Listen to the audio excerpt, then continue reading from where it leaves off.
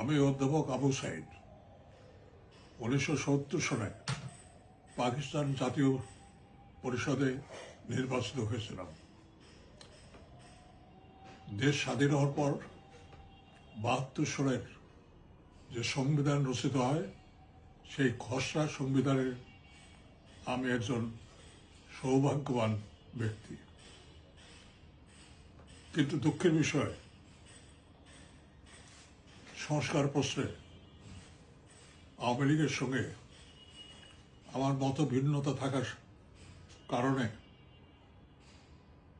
2008 সালে আমি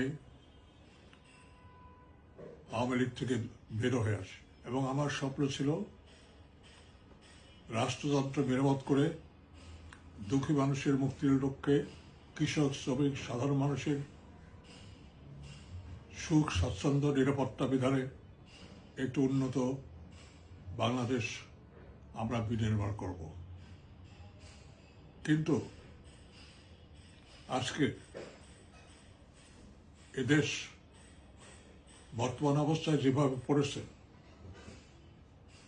তার ভিতরে যে ত্রয়োদশ নির্বাচন অনুষ্ঠান হচ্ছে, জনগণের প্রবল চাপে এবং আমার বিবেকের তাড়নায় জনগণের সাথে সম্পৃক্ত হয়ে আমি স্বতন্ত্র প্রার্থী রূপে পাবনা 1 আসনে নির্বাচন করছি।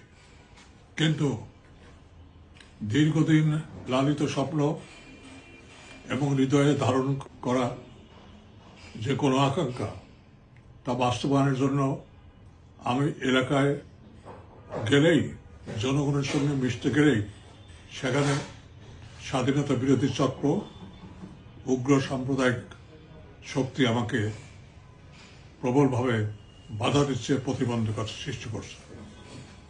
আমার সাথে গত নির্বাচনেও প্রায় ৭৫,০০০ সমর্থক গোষ্ঠী ছিল, যারা সবাই সংস্কার চায়, দেশের ভালো চায়, মঙ্গল চায়। আজকে এই সরকার এবং নির্বাচন কমিশন ঘোষণা করেছে যে নির্বাচন অবাধ, সুষ্ঠু, অংশগ্রহণমূলক হবে। কিন্তু আমি নিদারুণভাবে হতাশ হচ্ছি, দুঃখজনকভাবে সত্য যে আমার সেই কর্মী সমর্থক, তাদেরকে গ্রেপ্তার করা হচ্ছে, বাড়ি বাড়ি গিয়ে তাদের তল্লাশি করা হচ্ছে, হয়রানিমূলক মামলা দেওয়া হচ্ছে। এমনকি নির্বাচনে যেদিন স্ক্রুটিনি হয়, সেদিন আমার প্রস্তাবকে গ্রেপ্তার করা হয়েছে।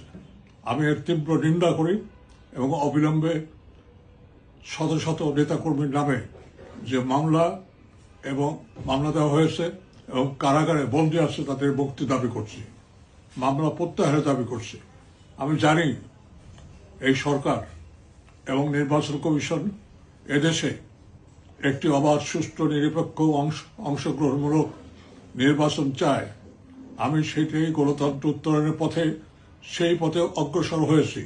কিন্তু একটি বিশেষ মহল আওয়ামী লীগ ট্যাগ দিয়ে আমাকে এবং আমার কর্মীবৃন্দকে প্রতিনিয়ত হয়রানি করছে প্রশাসনের একটি অংশ।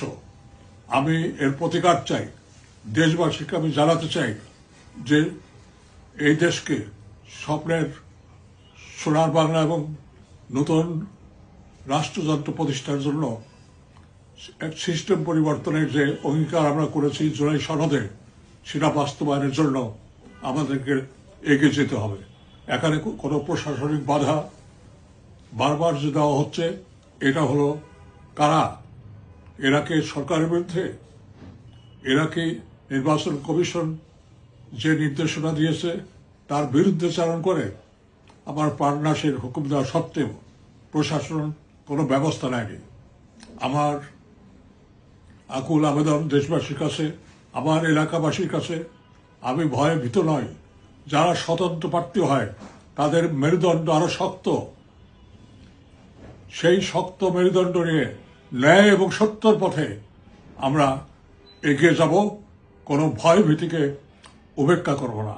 ভয়কে জয় করেই আমরা আগামী নির্বাচনে বিজয়ী হব। আপনাদের সবাইকে ধন্যবাদ। আল্লাহ হাফেজ।